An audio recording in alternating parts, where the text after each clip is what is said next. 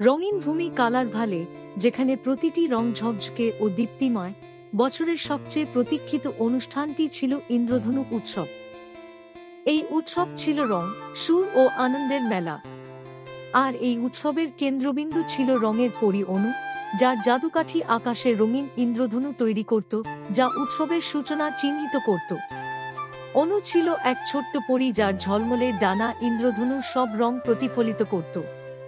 তার চুল সোনার মতো ঝকঝক করত, আর তার পোশাক ছিল আলো দিয়ে বোনা। প্রতি বছর তার দায়িত্ব ছিল একটি ইন্দ্রধনু তৈরি করা, যা ঐক্য, আশা ও জাদুর প্রতীক ছিল কালারভ্যালির সব প্রাণীদের জন্য। তবে এবছর কিছু অদ্ভুত ঘটল। উৎসবের দিন যতই ঘনিয়ে এল, অনুর ইন্দ্রধনু জাদুকাঠি, তার জাদুর উৎস এর আলো ম্লান হয়ে গেল। সে বারবার কাঠিটি নাড়ল, কিন্তু কোনো রং বের হলো না। অনুর হৃদয়ে আতঙ্ক জমতে শুরু করল। ইন্দ্রধনু ছাড়া উৎসব অপূর্ণ থেকে যাবে। সমাধানের সন্ধানে অনু গেল উইসপারিং উডসের সবচেয়ে পুরনো গাছ এল্ডার পিনোর কাছে। পিনো তার গভীর, সুমধুর কণ্ঠে বলল, জাদুকাঠি তখনই আলো হারায় যখন হৃদয়ে সন্দেহ বাসা বাঁধে। তোমাকে তোমার আত্মবিশ্বাস পুনরুদ্ধার করতে হবে এবং নিজের জাদুর ওপর বিশ্বাস রাখতে হবে। কিন্তু কিভাবে? অনু উদ্বিগ্ন কণ্ঠে জিজ্ঞেস করল। অন্যদের তাদের রং খুঁজে পেতে সাহায্য করো, পিনো উত্তর দিল। তুমি তাদের জন্য যে আনন্দ সৃষ্টি করবে, তা তোমার আলো ফিরিয়ে আনবে। পিনোর পরামর্শ মেনে অনু কালারভ্যাল জুড়ে উঠতে লাগল, তাদের খুঁজতে যারা তাদের রং হারিয়েছে।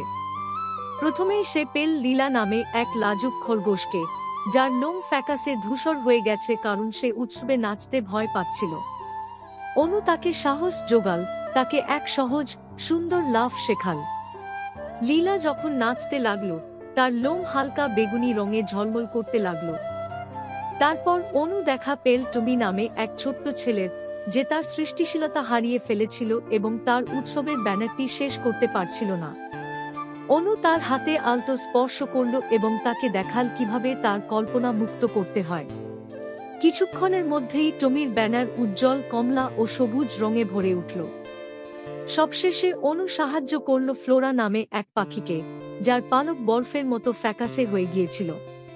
অনু এবং ফ্লোরা মিলে একটি এত মিষ্টি সুরে গান গাই যে আশপাশের ফুলগুলো উজ্জ্বল লাল ও হলুদ রঙে ফুটে উঠল। যখন অনু আনন্দ ছড়াতে লাগল এবং তার বন্ধুদের রং ফিরিয়ে আনল, তখন সে অনুভব করল তার জাদুকাঠি উষ্ণ হয়ে উঠছে।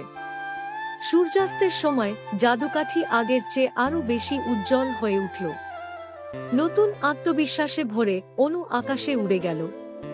একটি চমৎকার ঢঙে তার কাঠিটি নাড়তেই একটি অসাধারণ ইন্দ্রধনু তৈরি হল, যা কালারভ্যালের আকাশ জুড়ে প্রসারিত হল। উৎসব শুরু হতেই আনন্দধ্বনি ওঠে। লীলা নাচল, টমি তার ব্যানার প্রদর্শন করল, আর ফ্লোরা প্রাণ ভরে গান গাইল। অনু মুচকি হেসে বুঝতে পারল, সে নিজের জাদু খুঁজে পেয়েছে, অন্যদের তাদেরটি খুঁজে পেতে সাহায্য করে। ইন্দ্রধনু উৎসব সেই বছরের সবচেয়ে স্মরণীয় হয়ে উঠল। এটি সবাইকে মনে করিয়ে দিল, কখনো কখনো সবচেয়ে উজ্জ্বল আলো আসে আনন্দ ভাগ করে নেওয়া এবং নিজের ওপর বিশ্বাস রাখার মাধ্যমে।